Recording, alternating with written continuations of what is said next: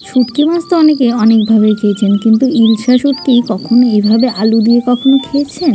যদি না খেয়ে থাকেন তো ভিডিওটা অবশ্যই দেখে যাবেন। ভীষণই সুস্বাদু হয়। এই ইলিশের গন্ধেই কিন্তু তরকারিটা করতে শুরু করে, দারুণ খেতে হয়। তো প্রথমে মাছগুলো কেটে কিন্তু আমি একটু গরম জলে ভিজিয়ে রেখেছি। এদিকে কিছু সেদ্ধ করে নিয়েছি আলু, তারপর কড়াতে দিয়ে দিচ্ছি সরিষার তেল। রান্নাটি সরিষার তেলে করার চেষ্টা করবেন, তাহলে দেখবেন তরকারির স্বাদ অনেক গুণে বেড়ে যায়। তারপর মাছগুলোতে নুন আর হলুদ মাখিয়ে কিন্তু একটু ভেজে নিতে হবে।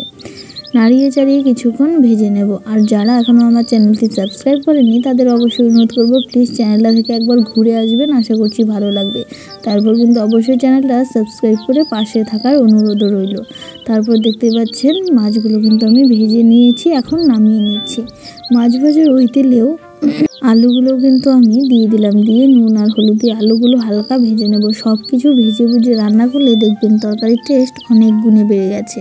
তো স্টেপ বাই স্টেপ সবটা ফলো করবেন, দেখবেন রান্নাটা হয় ভীষণই সুস্বাদু। আমার পূর্বপুরুষেরা ছিল ময়মনসিংহের লোক, তাই এই রান্নাটা তারাই শুধু জানে। আমার যতটুকু আর কি ধারণা, আমি তাই শুনেছি, সকলে এই রান্নাটা জানে না।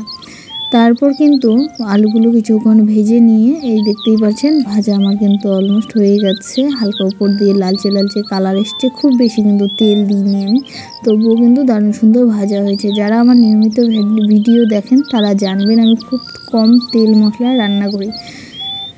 তারপর আলুগুলো নামিয়ে নেব, দিয়ে দেবো আর কিছুটা তেল, খুব সামান্য সামান্য কিন্তু আমি তেলটা দিচ্ছি।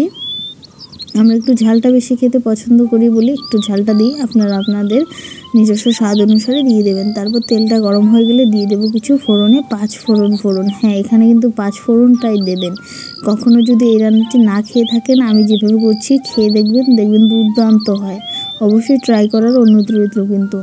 তারপর কিন্তু 5 ফোড়নটা হালকা যখন লালচে কালার ধরবে তখন দিয়ে দেবো সেখানে মশলা দিয়ে নুন আর হলুদ অ্যাড করে দেবো। এখানে মশলাতে ছিল ধনে আর লঙ্কার কোনো রকম কিছু কিন্তু নেই।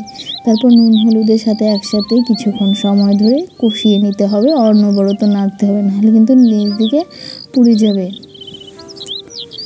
তারপর দেখতেই পাচ্ছেন কষাতে কষাতে দেখবেন মশলা থেকে একদম তেলটা কিন্তু ছেড়ে গেছে।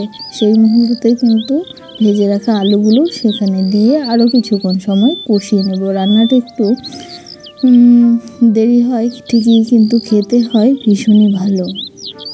তারপর ভেজে নেওয়া আলুগুলো এখানে দিয়ে আবারও কষিয়ে নেব কিন্তু। আর আপনারা কী কোথা থেকে দেখছেন অবশ্যই কমেন্টে জানাতে ভুলবেন না। যদি আমার রান্নাটি ভালো লাগে অবশ্যই চ্যানেলটি সাবস্ক্রাইব করে পাশে থাকবেন, আমি আবারও বললাম। তারপর দেখতেই পাচ্ছেন কষানো আমার হয়ে গেছে, একদম কড়াইয়ের গা থেকে কিন্তু ছেড়ে যাচ্ছে।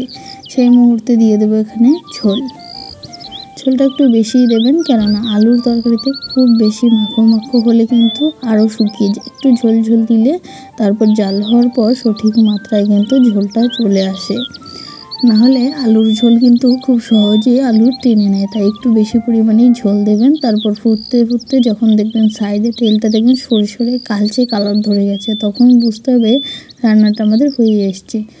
সেই মুহূর্তে কিন্তু আমি দিয়ে দেবো শুটকিগুলো। আগে থেকে দিলে কিন্তু শুটকির কোনো অস্তিত্বই খুঁজে পাবেন না ঝোলে, তাই যখন তরকারিটা হয়ে এসছে দেখবেন তখনই কিন্তু দিয়ে দেবেন শুটকিগুলো, তারপর নামিয়ে নিন।